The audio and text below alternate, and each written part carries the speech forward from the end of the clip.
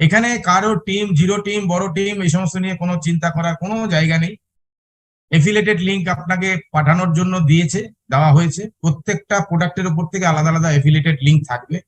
যদি আপনি সেটাকে দিয়ে সোশ্যাল মিডিয়া থেকে হোক, ডাইরেক্ট হোক, কারোর থেকে কোনো কাস্টমারকে আনতে পারেন। পেড কাস্টমার যখন সে এমনি আমরা লিঙ্ক দিয়ে কেউ ইউজার হলো, ইউজারকে কাস্টমারে পরিণত করতে হবে। সেটা যদি করতে পারেন তাহলে তার উপর থেকে, ডাইরেক্টের উপর থেকে যেরকম একটা কমিশন আমাদের জন্য বরাদ্দ থাকবে, স্মুপারে আমাদের যে পে প্ল্যান বলবে যে একটা পার্সেন্টেজ হয়তো আমাদের থাকবে, একটা রাফলি এর আগে একবার বলেছিলেন, সেটা 20%, 30% বা 40% মেবি হতে পারে, মেবি। তো সেই জায়গা থেকে সেই রকম পার্সেন্টেজ আমরা একটা কাস্টমারের উপর থেকে পাবো। এবার সেই কাস্টমার আপনি নাও আনতে পারেন, কোম্পানি প্রোভাইড করবে। এবার কোম্পানি প্রোভাইড করবে কাকে, কিভাবে, সেই জায়গাটা অবশ্যই অনেকেই আপনারা জানেন যে আমরা ফার্স্ট কাম ফার্স্ট সার্ভ, যারা যারা আগে এসেছি তাদের সেইভাবে টিমগুলোকে সাজাবে। যে কোম্পানির কাছে যত কাস্টমার আসবে, কোম্পানি কোনো কাস্টমারকে ডাইরেক্ট কোনো প্রোডাক্ট সেল করবে না, সোজা বাংলা কথা। তাহলে কোম্পানি কি করবে না, আমাদের যে এই 14 লক্ষ প্লাস ফাউন্ডার আছে তাদের কোনো না কোনো লিঙ্কে সেটাকে প্রোভাইড করবে। তাহলে কাকে আগে দেবে কাকে পরে দেবে এটা নিয়ে তো একটা মানে হজপজ ব্যাপার হয়ে যাবে। তো সেই জায়গা থেকে ওই এআই টেকনোলজি সেটাকে ট্র্যাক করবে যে কোন লোকটা সবার আগে এসছে, 2018 সালের প্রথম দিন থেকে কে এসছে, তারপরে কে, তারপরে কে, এইভাবে পরপর টাইম ডেট অনুযায়ী সাজাতে থাকবে। এবার এটা এআই টেকনোলজির মাধ্যমে এত ফাস্ট হবে যে ওই 14 লক্ষ লোকের যে জায়গাটা, সেটা হয়তো কয়েক দিনও লাগবে না, তার আগেই পরপর ফিল আপ হয়ে যাবে এবং রিসাইকেলিং হবে। উপরের লোকের থেকে নিচের লোক, নিচের লোকের থেকে উপরের লোক, অত টেনশন নেই যে আগে এসছি বলেও আমি ইনকাম আমার লেট হবে, দেরি হবে, তা না। আমরা পরে যারা এসছি তারাও, আমরা লাস্ট যে লোকটা আমাদের ফাউন্ডার মেম্বারশিপ পেয়েছিল তিনিও এখান থেকে খুব ভালোভাবে ইনকামটা পাবে। এইবার বলতে পারেন যে তাহলে যারা টিম তৈরি করেছে তাদের কি ভ্যালু? টিম তৈরি করেছে তাদের জন্য ডাইরেক্টের উপর থেকে অবশ্যই থাকবে এবং টিমের মধ্যে থেকেও সেটা থাকবে অবশ্যই। সেটা আমাদের অ্যাসমুপারে স্যার এসে বলবেন যে আমাদের পে স্ট্রাকচারটা কিভাবে সাজানো হয়েছে। সেটা হয়তো নেক্সট কর্পোরেট ওয়েবিনারে আমাদের পেড ভার্সনে আমরা সেটা জানতে পারবো যে আমরা কিভাবে এখান থেকে আমাদের টিমটা সাজবে এবং প্রত্যেকটা ফাউন্ডারের উপর থেকে আমরা কিভাবে ইনকাম পাবো বা ইউজারের থেকে কিভাবে পাবো, ইউজাররা কিভাবে ইনকাম করবে, সেটাও আমাদের এখানে একদম নিশ্চিন্ত ভাবে আমাদের অ্যাসমুপারে এসে বলবে। তার জন্য আমরা ধৈর্য ধরেছি, ধৈর্য ধরে আছি, ধৈর্য ধরে থাকবো, কোনো অসুবিধা নেই। ধৈর্য আমাদের কোম্পানি তো বলেছে শুধু ধৈর্যটা রাখবো, আর তো কিছু না। $97 চলে আসবে এবং $97 চলে আসলে সেটা দিয়ে আমাদের পেড প্রোডাক্টের যদি অ্যামাউন্টটা একটু বেশি থাকে তাহলে কিছু হয়তো পকেট থেকে বা ঘর থেকে দিতে হবে এবং তারপর থেকে আমাদের যেদিনকে থেকে আফটার 7 ডেজ, যেদিনকে আমরা প্রোডাক্ট প্যাকেজ বাই করলাম, আফটার 7 ডেজ আমাদের এখান থেকে ইনকামটা স্টার্ট হবে। এবং ইনকামটা স্টার্ট হওয়ার আগে একটা আমাদের দুশ্চিন্তা ছিল, আমরা কোশ্চেন করে ফেলেছি কি না, আমরা এখনো তো কেওয়াইসি আসেনি, এখনো তো ও ভেরিফাই আসেনি, ও কানেক্ট তো রেডি হয়নি। আমি আপনি কেউ জানি না যে রেডি হয়েছে কিনা, কিন্তু তার আগে একটা অপশন দিয়ে রেখেছে। আজকে master card, visa card, company provide করছে একটা ডেবিট কার্ড, যে ডেবিট কার্ড থেকে আপনার ব্যাংকে অ্যাকাউন্টও দরকার নেই, আপনি যে কোনো অ্যাকাউন্ট থেকে টাকা তুলতে পারেন বা ওইটা দিয়ে আপনি কিছু পারচেস করতে পারবেন, অনলাইন পারচেস করতে পারবেন। Not only India, not only Bangladesh, all over world এর জন্য।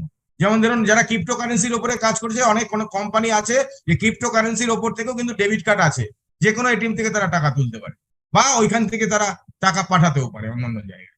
কোনো একটা জিনিস, একটা গাড়ি, 4 হুইলার গাড়ি পারচেস করবে, মালিককে ওইটা দিয়ে আমরা পেমেন্ট করতে পারবো। তো এইরকম জায়গা থেকে আমাদের শুরুয়াত হচ্ছে, আমরা অনেক কিন্তু অ্যাডভান্স আছি। আপনাদের অনেকের মনে হয়তো কোশ্চেন আছে যে এতদিন হয়ে গেল কোম্পানি কি করছে। আরে কোম্পানি ব্যাক হ্যান্ডে প্রচুর কাজ হচ্ছে, এই কাজ এই মানে সহজ কাজ না, অনেক সহজ কাজ, অনেক ইজি করে দিয়েছে এআই টেকনোলজি। আজকে আমাদের ফিউচার ইন্টারনেট, ফিউচার টেকনোলজি তো অনেক কিছু আমাদের এই যে আজকে AI technology, artificial intelligence technology, এই আর্টিফিশিয়াল ইন্টেলিজেন্সের যে টেকনোলজি, সেই টেকনোলজিটা আমাদের শুরুয়াত হয়েছিল কবে জানেন? 1959 সালে জন ম্যাকার্থি এটাকে শুরুয়াত করেছিল, আবিষ্কার করেছিল। সেই সময় তিনি ভেবেছিলেন, 59 সালে এসছে, 56 সালের আগে থেকে এটা নিয়ে তিনি গবেষণা করছিলেন। তাহলে 56 সালের আগে আসার পর 59 সালে যখন এটা মার্কেটে আনলো, তখন যে তার যে সেই বিজ্ঞানের যে স্টুডেন্টরা ছিল, তার স্টুডেন্টরাও তিনি তখন সেই সময় তাকে বিশ্বাস করেনি। হ্যাঁ মশাই, এটা হয় নাকি?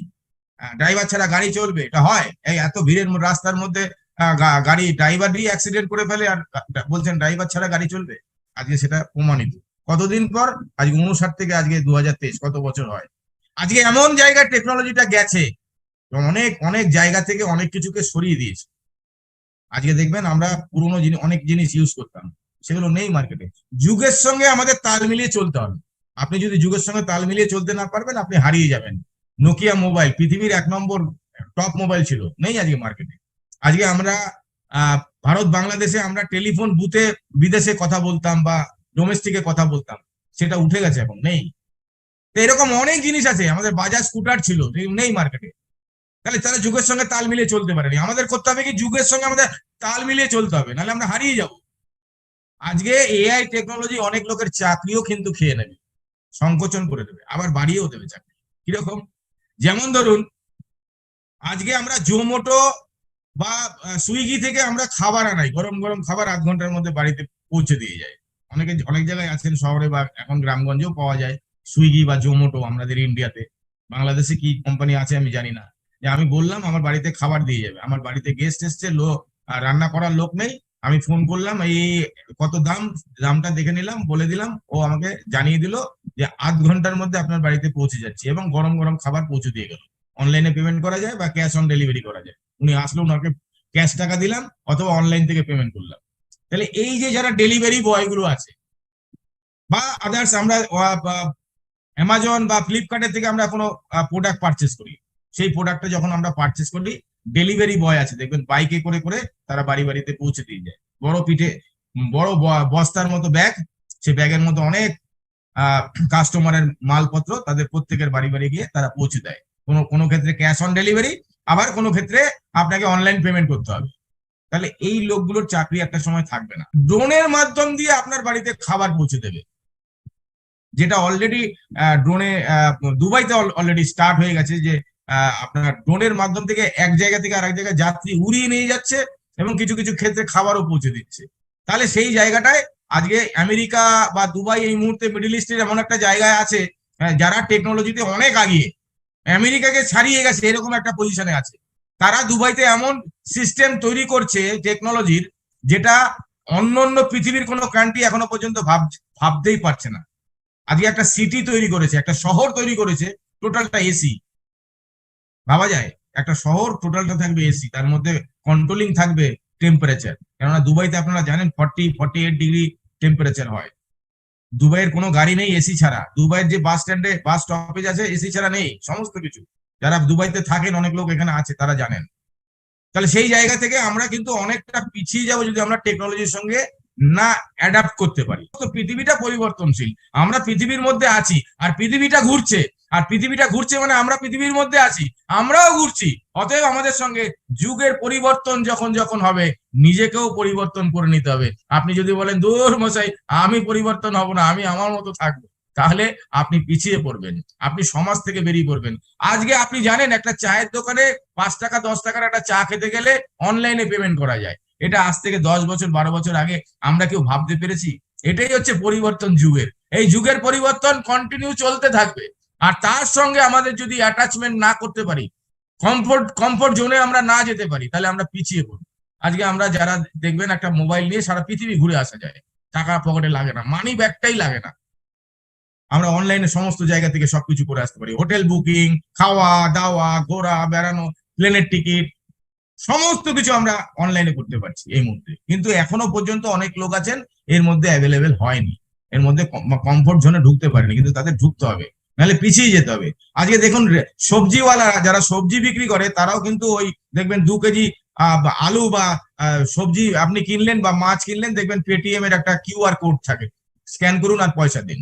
আর সবচেয়ে কাজে লেগেছে সেই সময়টা যখন আমাদের নোটবন্দি হয়েছিল, ক্যাশ কারুর কাছে নেই, সেই সময়টা কত লাগেছিল বাজার করতে গেলে, তখন তারা কিউআর কোডটা স্ক্যান করে পয়সাটা পেমেন্ট করতে হচ্ছিল। তাহলে এবার আমাদের যখন কোভিড প্যান্ডেমিক টাইম ছিল, সেই সময়টাও আমাদের এই জিনিসগুলো কাজে লেগেছে। অতএব সেই জায়গা থেকে আমাদের কিন্তু যুগের সঙ্গে তাল মিলিয়ে চলতে হবে। আর আমাদের টেকনোলজি, আজকে এআই টেকনোলজি এমন জায়গায় গেছে, ইচ অ্যান্ড এভরি সেক্টর, কোনো সেক্টর বাদ নেই যেখানে না এআই টেকনোলজি তৈরি হয়। আগে এআই টেকনোলজি তৈরি করেছিল কিছু মানুষ, কৃত্রিম বুদ্ধিমত্তা, মানুষের মাথা থেকে এআই টেকনোলজি তৈরি হয়েছিল। জন ম্যাকার্থি থেকে শুরু করে পরপর তার স্টুডেন্টরা এটাকে আগিয়ে নিয়ে গেছিল। এখন এআই টেকনোলজিকে ডেভেলপমেন্ট করছে এআই টেকনোলজি, যে তৈরি হয়েছে সেই তাকেই আবার ডেভেলপ করছে, এখন মানুষকে ডেভেলপ করতে হচ্ছে না, এই জায়গায় পৌঁছে গেছে এআই টেকনোলজি। আর পৃথিবীতে আগামী 500 বছর রাজত্ব করবে এআই টেকনোলজি। আপনি জানেন যে একটা মানুষ, একটা ডাক্তার, সে একটা এমন অপারেশন করতে পারছে না, সেটা একটা রোবটে করে দিচ্ছে এআই টেকনোলজি দ্বারা। শরীরের ভেতরের অপারেশন করে দিচ্ছে, হার্ট ফুটো করে অপারেশন করে দিচ্ছে, এবং সেটা একটা ডাক্তার যেইভাবে করে, বিখ্যাত বিখ্যাত ডাক্তার আছে হার্ট স্পেশালিস্ট, তাদের থেকে বেটার অপারেশন করে দিচ্ছে। কলকাতায় তো পিজি হসপিটালে অনেক দুরারোগ্য অপারেশন আমাদের এআই টেকনোলজি করেছে, রোবট করেছে। তাহলে সেই জায়গায় আমরা আছি। আমাদের কোন সেক্টর আছে বাদ? আজকে চাষাবাদ করতে যাবেন, ধান কাটা, ধান রোয়া, সমস্ত কিছু এআই টেকনোলজি গ্রাস করেছে। ধান করে সেটাকে চাল তৈরি করা, সব এআই টেকনোলজি। এমন কোন সেক্টর দেখাতে পারবেন না যে সেক্টরে এআই টেকনোলজি ঢোকেনি বা গ্রাস করেনি। আর এমন একটা টেকনোলজি, যে টেকনোলজির জন্য আমরা 500 বছর রাজত্ব করতে পারবো এআই টেকনোলজির জন্য। পৃথিবীতে এমন কোন সেক্টর নেই যেখানে গ্রাস করেনি। আপনি একটা সেক্টরের নাম বলবেন যেখানে এআই ঢোকেনি, ঢুকে গেছে। কিভাবে কাজ করে এআই টেকনোলজি? একটা ইউটিউব আপনি খুলছেন, ফেসবুক, সব জায়গায় এআই টেকনোলজি। আজকে আপনি ইউটিউবে একটা গান শুনছেন, কিশোর কুমারের গান শুনবেন, দুদিন আগে তার জন্মদিন গেল, গান শুনছেন, একটা যখন আপনি কিশোর কুমারের গান সার্চ করবেন, দেখবেন পরপর পরপর সব কিশোর কুমারের গান আপনার কাছে।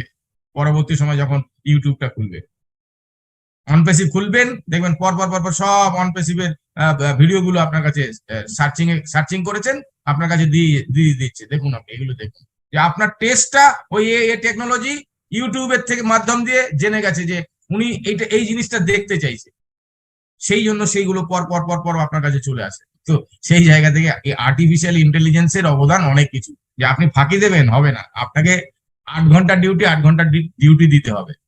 তার জন্য আপনার কি কি রিক্রিয়েশন দরকার আছে, আপনার স্যালারি বাড়ানোর দরকার আছে কিনা, আপনি কত টাকা পাওয়ার যোগ্য, সমস্ত কিছু আর্টিফিশিয়াল ইন্টেলিজেন্স সেট করছে এখন।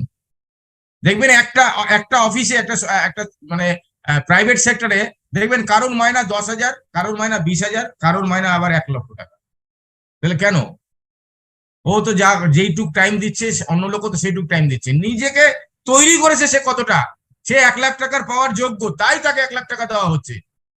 একটা প্রাইভেট সেক্টরের মালিক সে বুঝছে যে এই লোকটার থেকে আমি 5 লক্ষ টাকা বা 10 লক্ষ টাকার ইনকাম করিয়ে নিচ্ছি, তাই ওকে আমি 1,00,000 টাকা দিচ্ছি। আর যাকে 20,000 টাকা মাইনা দিচ্ছি, তার থেকে হয়তো আমি 1,00,000 টাকা ইনকাম বের করে নিচ্ছি। ঘর থেকে লস করে তো কেউ আর স্যালারি দেবে না। তো যাই হোক, এইভাবে ইন্টারনেট জগৎটাকে পুরো একদম গ্রাস করে নিয়েছে কিন্তু এআই টেকনোলজি প্রত্যেকটা সেক্টরে। তো সেই জায়গা থেকে আমরা এআই টেকনোলজির সমস্ত প্রোডাক্ট গুলো পাচ্ছি। আর এত ফাস্ট কাজ করবে যে আপনি ইউ ক্যান ইমাজিন। আজকে যে দেখবেন দুবাইয়ের বডিগার্ড, রাজাদের বডিগার্ড গুলো রোবট, আর রোবটের মধ্যে এমন সমস্ত ক্যামেরা যে কোনো জায়গা থেকে তাকে যদি কোনো কেউ তাক করে, উইদিন সেকেন্ডের মধ্যে একটা মানুষ বডিগার্ড হিসাবে যখন থাকে, তো মানুষের তো ঘুরতে ফিরতে টাইম নিতে টাইম লাগে, সেই টাইমটা লাগবে না, সঙ্গে সঙ্গে গুলি করে দেবে। ওর সারা সামনে পেছনে 200টা ক্যামেরা লাগানো আছে, যে মানে 5 কিলোমিটারের মধ্যে থেকে কে তাকে দেখছে সেটা কিন্তু ও ক্যাচ করে নেবে, যে কোনো শত্রু আছে বা তাকে মারতে আসছে। এইরকম আমরা কত জিনিস পাচ্ছি। আজকে মিসাইল গুলো যে তৈরি হচ্ছে, সেই মিসাইল গুলো এমন ভাবে মিসাইল তৈরি হচ্ছে যে অন্য দেশের র্যাডারে ধরা পড়বে না, আকাশ দিয়ে উঠবে। আমরা তো র্যাডারের মাধ্যমে জানতে পারি যে এক দেশ থেকে আরেক দেশে লঙ্ঘন করছে মিসাইল, যুদ্ধ যখন লাগে সমস্ত কিছু ট্র্যাক করে নিচ্ছে। আবার এমন মিসাইল তৈরি হয়েছে যে মিসাইলটার স্পিড তো বললামই না, কত চোখের পলক পড়ার আগে কত কিলোমিটার চলে যায়, এবং সেটা দেখতে পারবে না বা র্যাডার দিয়ে তাকে তাক করতে পারবে না। এরকম সিস্টেম কিন্তু আমাদের আর্টিফিশিয়াল ইন্টেলিজেন্সই করছে যে কোনো জায়গায়। তো সেই জায়গা থেকে বলবো যে আপনারা, আমাদের এমন জায়গায় আমরা এই মুহূর্তে রয়েছি যেখান থেকে আপনাদের টেনশন নেওয়ার বা চিন্তা করার কোনো জায়গা নেই। আমরা ধৈর্য ধরেছি, আমাদের প্রোডাক্ট গুলো তৈরি হচ্ছে, প্রোডাক্ট গুলো তৈরি হওয়ার জন্য সময় আমাদের দিতে হবে, এবং আমরা প্রায় 99.99% জায়গায় চলে গেছি। একটার পর একটা প্রোডাক্ট আসবে, প্রোডাক্ট গুলো আপনাকে আমাকে সেল করতে হবে না। যে চিরাচরিত যে আমরা যে মাল্টি লেভেল মার্কেটিং এর কথা বলি, যে বাড়ি বাড়ি সাবান শ্যাম্পু গিয়ে হাতে পায়ে ধরে তেল ধরে বিক্রি করে তারপরে আমি পয়সা ইনকাম করবো, আগে সেই কোম্পানি এটা না, পিওরলি আইটি সেক্টরের কোম্পানি। সেখানে আপনার প্রোডাক্ট তৈরি হচ্ছে, প্রোডাক্টটা সে সেল করবে যে আমাদের কোম্পানি টেক টিম। আমাদের কি করতে হবে, আমরা ফাউন্ডার মেম্বার হিসাবে এসে গেছি, অতিথি হিসাবে এসে বসে পড়েছি। এবার খাবার আমাদের টেবিলে সাজিয়ে দিয়েছে, আমরা খাবো, খেয়ে আবার আবার যেন উল্টো পাল্টা মন্তব্য না করি। আমরা অনেক সময় যাই অন্যের বাড়িতে খেতে, খাওয়ার পর নিমন্ত্রণ খাওয়ার পরে ওই মাংসটা একটু ঝাল বেশি হয়েছে, ওইটা একটু নুন বেশি হয়েছে, এগুলো আমরা বলে আসি, আমাদের কালচারের মধ্যে পড়ে, বাঙালির কালচার। অবশ্যই না, একটা লোক আপনাকে খাওয়াচ্ছে, অবশ্যই তার বেস্ট খাওয়ানোর চেষ্টাটা সে করে, তার মধ্যে থেকে ভুল ত্রুটি মানুষ হতেই পারে, তো সেই জায়গা থেকেও আমরা এগুলো করে থাকি। অতএব আমাদের এত কষ্ট করে, এত ইয়ে করে, সমস্ত কিছু রাত জেগে 24 আওয়ার্স কাজ করার পরও দেখবেন বলবে, ও অ্যাসপোর করে কি করছে, এতদিন লাগে নাকি? এই সমস্ত ধরনের প্রোডাক্ট তৈরি হতে গেলে কতদিন লাগে, এটা একটু আপনারা যদি ক্যালকুলেশন করেন বুঝতে পারবেন। আমরা একদম সঠিক ওয়েতে আছি, সঠিক টাইমে আছি, একদম স্টেপ বাই স্টেপ আমরা আগাচ্ছি, প্রত্যেক দিন আমরা ডেভেলপ করছি। তাহলে আমাকে ডেভেলপমেন্ট রেগুলার বেসে করতে হবে। আমাকে কি করতে হবে না, আমাকে করতে হবে যে আমি এই সম্বন্ধে আমি জানবো, প্রোডাক্টের নলেজ নেবো। প্রোডাক্টটাকে বিক্রি করতে বলেনি, প্রোডাক্টটা কি সেটা তো জানতে হবে। কোন সময় আপনার দরকার পড়লো, কেউ আপনার কাছে জানতে চাইলো হোয়াট ইজ অনপ্যাসিভ, অনপ্যাসিভ ওখানে প্রোডাক্টটা কি, তার ফিচার্সটা যদি আপনি না জানেন তাহলে তাকে বলতে পারবেন না। তাহলে আপনাকে বলবে আপনি এই কোম্পানির ফাউন্ডার, আপনাকে একটু অন্যরকম ভাবে দেখবে। অতএব আমরা নিজেকে আপগ্রেড করব।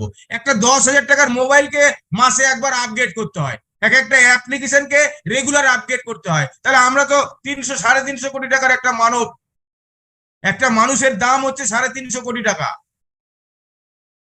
টোটাল যতগুলো আমাদের অর্গান আছে, একটা অর্গান, তাহলে আমরা গরিব বলি কেন? কেউ অনেকে আমরা বলি আমরা গরিব, আগে না, 350 কোটি টাকা দাম একটা বডির প্রত্যেকটা পার্টস মিলিয়ে। তা তো পাওয়া যায় না অনেক সময়। কেউ দেবে? চোখ দেবে আপনার? আপনার হাতটা দেবে কেটে? পাটা দেবে? হার্ট দেবে? কিডনি দেবে? দেবে না। তাহলে এত দাম আমাদের, তাহলে আমরা গরিব কোথা থেকে? তো সেই জায়গা থেকে বলবো যে আপনারা ভাববেন না যে আপনাদের জন্য আমরা কোম্পানির লোক বসে আছে কিছু করছে না। কোম্পানি একদম টেক টিম 24 আওয়ার্স, শুধু জিনিসটা তৈরি হচ্ছে তা না, মার্কেটিং, সেটাকে সেল করতে হবে। তো আপনাকে তো বলেনি সেল করতে, তাহলে তো কোম্পানি কবে তৈরি করে বলতো যান আপনি বিক্রি করুন আর পয়সা ইনকাম করুন। বিক্রি করতে পারলে পয়সা পাবেন, নাহলে পয়সা পাবেন না, এটা তো বলেনি কোম্পানি। কোম্পানি বলেছে দায়িত্ব আমার, একটা শপিং মল তোমাকে তৈরি করে দিলাম, তোমাকে ওখানে পুরো ঘরটার মধ্যে সাজিয়ে দিলাম প্রোডাক্ট দিয়ে, এবং প্রোডাক্টটা সাজিয়ে দেওয়ার পর কাস্টমারও পাঠিয়ে দিলাম সারা পৃথিবী থেকে। সে কাস্টমার প্রোডাক্টটা কিনলো, কেনার কমিশনটা তুমি শুধু নাও হাতে, আর কিচ্ছু না। আবার আবার ওই প্রোডাক্টটা যেইটা দাম ছিল সেই দাম দিয়ে আবার প্রোডাক্টটা কিনে ওখানে সাজিয়ে দিন, কাস্টমার পাঠিয়ে দেবে, কমিশনটা, আপনার যে রেমুনারেশনটা সেটা আপনি পাবেন। এটা হচ্ছে সোজা পাতি বাংলা কথা, এইভাবে আমাদের ইনকাম হবে। আর এবার আপনার মধ্যে কোশ্চেন আসতে পারে, তাহলে এত লক্ষ লক্ষ কোটি কোটি কাস্টমার কোম্পানি কোথা থেকে আনবে? সেই হেডেক আপনার না। 500 কোটি ইন্টারনেট ইউজাররা আসবে। ইন্টারনেট ইউজ করে এমন কোন লোক থাকবে না যে অনপ্যাসিভের প্রোডাক্ট তারা ব্যবহার করবে না, বাধ্য হবে, 100% নিতে বাধ্য হবে। তাহলে সেই প্রোডাক্ট গুলো বিক্রি হলে কোথায় যাবে? কোম্পানি তো নিজে একটা প্রোডাক্ট সেল করবে না। এই 14 লক্ষ ফাউন্ডার, আমরা কত লাকি। তারপরেও যার মাধ্যমে পেয়েছি তার নামটা পর্যন্ত মুখে আনি না। আমি নিজে অনেক কিছু জানি, এরকম ভাব অনেকের আছে, সব জানতা গামছাওয়ালা আছে, অনেক আছে আমাদের মধ্যে। তো সেই জায়গা থেকে বলবো যে যার মাধ্যমে পেয়েছেন, যদি কৃতজ্ঞতা বোধ না থাকে, উপরওয়ালার বিচার আছে। কৃতজ্ঞতা বোধটা দেখাবেন যে যার মাধ্যমে এই স্বর্গীয় প্ল্যাটফর্মটা আপনি পেয়েছেন। সেই লোকটা দেখতে কুৎসিত হতে পারে, তারপরও সেই লোকটার মাধ্যম ওই সৃষ্টিকর্তা তার মাধ্যম দিয়ে আপনার কাছে পাঠিয়েছে, আর তাকে অস্বীকার করবেন? সৃষ্টিকর্তাকে অস্বীকার করা কি হতে পারে? এবার ভাবুন, দিতে 1 সেকেন্ড টাইম নেয় না, নিতেও 1 সেকেন্ড টাইম নেয় না। যাই হোক, অনেক রাত হয়ে গেছে, আর একটা শুধু গল্প বলবো যে সৃষ্টিকর্তা যদি আপনাকে বাঁচায়, তাহলে পৃথিবীর কারো ক্ষমতা নেই আপনাকে মারবে। যত বড়ই সে শক্তিমান লোক হোক না কেন, যত বড়ই গুন্ডা হোক না কেন, যত বড় বদমাস হোক না কেন, তার হাতে যত বড় এলএমজি এসএমজি থাকুক না কেন, পারবে না। রাকে হরি তো মারে কে? আর সৃষ্টিকর্তা যদি মারে তাহলে আপনাকে বাঁচাতে কেউ পারবে না, আবার তিনি যদি বাঁচায় তাহলে মারতে আপনাকে কেউ পারবে না। টাইটানিক জাহাজ আপনারা জানেন 1912 সালে তৈরি হয়েছিল। এমন একটা জাহাজ, যেই জাহাজে প্রায় 12 বছর ধরে সেই জাহাজটাকে তৈরি করা হয়েছিল, 5 স্টার ক্যাটাগরির একটা জাহাজ। সেই সময় 1912 সালে ইংল্যান্ড থেকে আমেরিকা যাওয়ার জন্য তৈরি হচ্ছে, এবং সেটা তৈরি এমন অত্যাধুনিক ভাবে তৈরি হয়েছিল যে বলা হয়েছিল সেই সময় যে এই জাহাজ জীবনে কোনোদিন ডুববে না, না ডুবনেওয়ালা জাহাজ, মানে এই জাহাজ ডুববে না, এবং সেখানে এত সুন্দর ফেসিলিটিস ছিল, সেই ফেসিলিটিস 5 স্টার হোটেলে যে ফেসিলিটিস থাকে, ওই 2012 সালে 5 স্টার হোটেলে থাকার যে ক্যাটাগরি, সেই ক্যাটাগরি দিয়ে তৈরি হয়েছিল। এবং টিকিটেরও দাম ছিল 7 দিনের মধ্যে আমেরিকা পৌঁছাবে ইংল্যান্ড থেকে, এবং তারা আবার ব্যাক করে আসবে। 1912 সালের 10ই এপ্রিল বুধবার ওটা যাবে বলে ঠিক হলো, এবং মার্কেটের টিকিট বিক্রি করা শুরু। তো ইংল্যান্ডের একটা ফার্মার, একটা চাষি, স্কট নামে তার নাম, তিনি কি করলেন, তার 5টা বাচ্চা আর তার হাজবেন্ড ওয়াইফ মিলে 7 জনের জন্য টিকিট করলেন, যে একটা 5 স্টার হোটেলের মতো জাহাজে অনেক বড় লোকরা যায়, তা আমরাও একটু সেখানে আমরা ভ্রমণ করব। তো সেই জায়গা থেকে তার বাচ্চাগুলোকে নিয়ে তিনি যে পয়সা ইনকাম করেছিলেন সারা লাইফ ধরে, সেই সারা লাইফের যে পয়সাটা, সেটা দিয়ে সেই টিকিট গুলো পারচেস করেছিল 7 জনের মধ্যে। 5টা বাচ্চা, ওনারা হাজবেন্ড ওয়াইফ দুজন। তো সারা জীবনের যে পুঁজি যা ইনকাম করেছিল সব দিয়েছিল, যে আমার ফ্যামিলিকে এই যাত্রাটা আমি করাবো, তাতে পয়সা ইনকাম যা করেছিলাম সব চলে যাক, আবার আমার ক্ষেত আছে, চাষ করব, আবার আমার কাছে পয়সা আছে। তো যাই হোক, যাত্রার দিন ঠিক হলো। দিন ঠিক করার আগে তার বাড়ির যে পোষ্য একটা কুকুর ছিল, সেই কুকুরটা তার ছোট বাচ্চাটাকে কামড় দিয়ে দেয়, এবং কামড় দিয়ে দেওয়ার পর সেই বাচ্চাটার অবস্থা খুব খারাপ হয়ে যায়। এবং তার ওয়াইফ বলছে যে এই বাচ্চাটার এই অবস্থা, 2 দিন বাকি আমাদের যাওয়ার, আমি কিন্তু যেতে পারবো না, বাচ্চার অবস্থাটা খুব খারাপ, ডাক্তার দেখিয়েছে, সে বাচ্চাটার অবস্থা খুব খারাপ। তখন তিনি বললেন যে না, বাচ্চার এই অবস্থায়, বললো তুমি বাকি আরো যে 4 জন ছেলে আছে আর তুমি, তাদের নিয়ে তুমি ঘুরে আসো। তার ওয়াইফ তাকে বললেন, বললো না। তারপরে দেখলো যে বাচ্চাটার অবস্থা সত্যি আরো আস্তে আস্তে খারাপ হচ্ছে। তখন তারা, সেই ভদ্রলোক স্কট, তিনি ফার্মার ছিলেন, একজন চাষি, তিনি কি করলেন, যাত্রাটা ক্যান্সেল করলেন, ঠিক আছে আমরা যাব না। এবং এমনই অবস্থা যে ওটা যে নন রিফান্ডেবল পেমেন্ট ছিল, যে টিকিটটা কেটেছে, টিকিটের পয়সাটা রিফান্ড পাবে না, মানে জলে চলে গেল। এবং তাদের আরো বাকি যে 4 জন বাচ্চা আছে, তাদেরকে নিয়ে যেদিন ইংল্যান্ড থেকে, সেই ইয়ার্কশায়ার থেকে ইংল্যান্ডের আমেরিকার উদ্দেশ্যে রওনা হচ্ছিল সেই টাইটানিক জাহাজ, সেই জাহাজটাকে সি অফ করতে গেল, এবং তাদের বিদায় দিয়ে তখন বাড়ি ফিরলো। তখন দেখলো তার চোখ দিয়ে জল বেরিয়ে গেছে, যে আমি একটা সুন্দর স্বপ্ন দেখেছিলাম, সেই স্বপ্নটা আজকে বাস্তবায়িত হলো না। ভগবানের কাছে বা গডের কাছে বা আল্লাহর কাছে তিনি সেই সময় বললেন, প্রার্থনা করলেন, যে আমি জীবনের সমস্ত ইনকাম আমার এই ফ্যামিলির বাচ্চা কাচ্চা ওয়াইফকে নিয়ে তাদের একটা সুন্দর একটা 7 দিনের একটা স্বপ্নের মতো একটা জায়গা উপহার দিতাম, সেটা পারলাম না।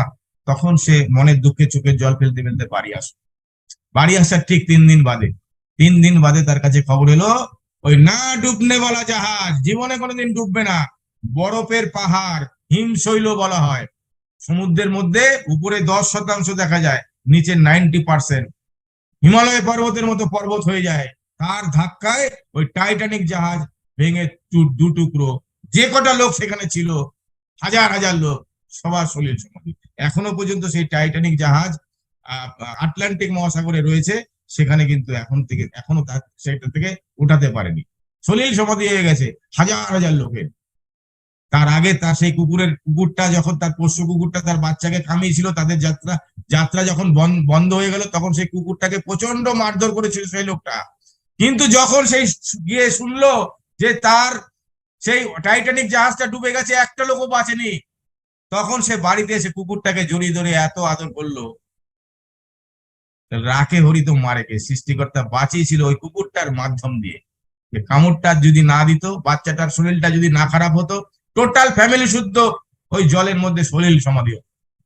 অতএব উপরওয়ালা যখন বাঁচাবে, তখন আপনাকে দেখবেন কোথা থেকে তার খেলা, কোথায় কি পিছিয়ে রেখেছে আপনার জন্য, আপনি কি হবেন, আপনাকে কোথায় নিয়ে যাবে। আবার আপনি যদি অহংকার করেন, আপনাকে আবার নিচে নিয়ে যাবে, আমি সব জানি, আমি সব করেছি, ওগুলো থাকবে না। অহংকারী লোককে ভগবান পছন্দ করে না, সহ্য কৃপা হয় না ভগবানের, আল্লাহর কৃপা হয় না যারা আত্ম অহংকার করে। যাবেন শ্মশানে, গিয়ে দেখবেন আত্ম অহংকারী করার কত হাজার হাজার কোটি টাকার মালিক, ওই এক মুঠো ছাই হচ্ছে শ্মশানে পুড়ে। কবরস্থানে যাবেন, কত হাজার হাজার কোটি টাকার লোক, চাকর বাকর, গাড়ি বাড়ি সব আছে, ওই কবরে চলে যেতে হবে একটা কফিনের মধ্যে, 3.5 হাত কাপড়। অতএব অহংকার না। আমরা আজকে ফ্রেন্ডশিপ ডে, সবাইকে বলবো ভালো থাকবেন, সুস্থ থাকবেন, মানুষের জন্য করব, ভালো ভাববো। আপনি মানুষের জন্য ভালো ভাবলে, মানুষও আপনার জন্য ভালো ভাববে, উপরওয়ালাও আপনার জন্য ভালো ভাববে। অতএব আপনারা সবাই ভালো থাকুন, খুব ভালো টাইম আসছে, সেই সময় মাথা ঠান্ডা রাখতে হবে এবং অনেক ভালো কাজ আমাদের করতে হবে। এই বলে সবাইকে আন্তরিক প্রীতি শুভেচ্ছা, যারা আমার থেকে বয়সে বড় আছেন তাদের প্রণাম। আজকে অনুষ্ঠান শেষ করছি। আমরা নেক্সট মঙ্গলবারে আমরা যেহেতু রবীন্দ্রনাথ ঠাকুরের তিরোধান দিবস 22শে শ্রাবণ, সেদিনকে আমরা একটু গান আবৃত্তির প্রোগ্রাম করব সবাই মিলে। আর তারপরে বৃহস্পতিবার আবার আমাদের যেরকম প্রোগ্রাম হয় সেরকম ভাবে প্রোগ্রাম করবেন। Thank you, thank you, thank you, love you all.